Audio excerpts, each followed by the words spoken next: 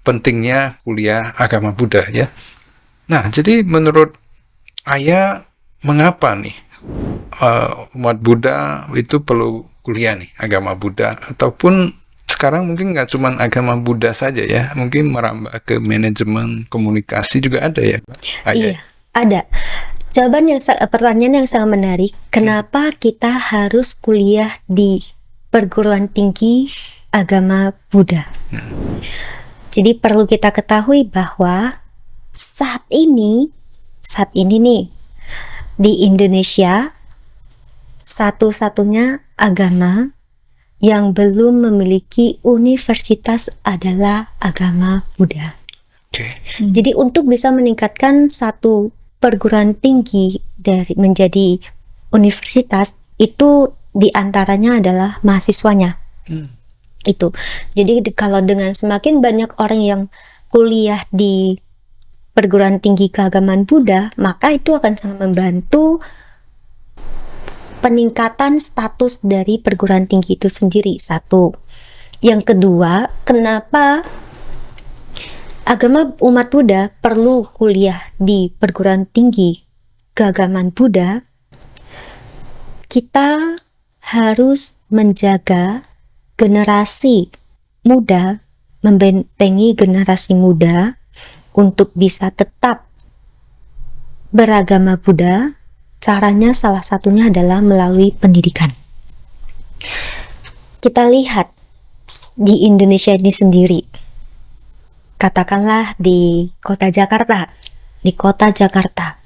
dengan umat Buddha yang begitu banyak, kira-kira sekolah yang agama Buddha yang bagus kualitasnya, yang bisa benar-benar bersaing dengan bukan bersaing ya, kita jangankan bersaing kali ya, kayaknya kok cari musuh gitu kalau bersaing ya. Kita tidak bersaing, tapi maksudnya yang bisa menyamai kualitasnya dengan sekolah-sekolah dari sahabat-sahabat kita yang lain itu sangat terbatas.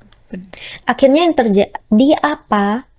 Keluarga-keluarga yang ekonominya menengah ke atas, mereka ketika ingin menyekolahkan anaknya ke sekolah yang bagus, itu mereka memilih sekolah sahabat kita. Akhirnya apa yang terjadi? Anaknya dari kecil sudah tidak ditanam, sudah terbiasa bersama sahabat kita. Ketika sudah besar, mau diajak kembali lagi ke agama Buddha, mereka sudah sulit karena merasa apa? Ini asing bagi mereka. Akhirnya sampai dewasa mereka tidak kembali lagi. Itu. Lalu yang kedua, kenapa kita harus sekolah di agama Buddha? Dengan kita bersekolah di agama Buddha, perguruan tinggi keagamaan Buddha, di sini kita tidak hanya dibekali dengan pengetahuan-pengetahuan umum, tapi kita juga dibekali dengan pengetahuan-pengetahuan keagamaan Buddha. Sehingga apa yang terjadi? Kita bisa menerapkan teori yang dipelajari, baik itu yang agama Buddha maupun non-agama Buddha, dalam kehidupan sehari-hari. Jadi jadinya apa? Bisa membawa dhamma dalam kehidupan sehari-hari. Dan ini kemarin ketika kami sedang mensosialisasikan penerimaan mahasiswa baru di salah satu sekolah yang ada di Jakarta, alumni kita itu menyampaikan sendiri betapa manfaat yang beliau rasakan ketika kuliah di STAB Semaratungga. Beliau bilang, setelah saya kuliah di STAB Semaratungga, saya ketika misalnya ingin menyampaikan sesuatu, ketika saya menjalankan usaha saya selalu merefleksikan diri. Kalau dulunya saya hanya berpikir tentang materi, tapi sekarang sudah enggak. Bagaimana usaha yang saya jalankan ini bisa mendatangkan materi, juga bisa membawa kebahagiaan bagi yang lain, tidak merugikan yang lain, tidak semata-mata menguntungkan diri sendiri saja.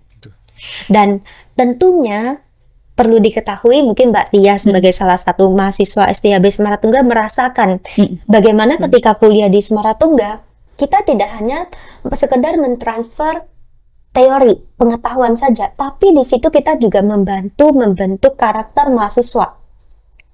Misalnya nih, ketika kita kuliah harus tepat waktu. Ini gunanya untuk apa? Dalam kehidupan sehari-hari, tepat waktu itu banyak yang menyepelekannya. Padahal itu juga sangat penting. Ketika kita bisa tepat waktu, itu dari hal kecil kita bisa mendisiplinkan diri, maka akan mudah bagi kita untuk melakukan hal yang lebih besar. Jika dari hal kecil gini saja kita tidak bisa melakukannya, maka itu akan sangat sulit bagi kita untuk bagaimana membangun karakter yang baik. Bagaimana sih umat Buddha bisa menjalankan sila dengan baik kalau dari hal yang sederhana saja itu tidak bisa gitu. Ya kalau misalnya nih kita dari kecil, kan kita harus belajar merangkak dulu, nggak bisa langsung lari.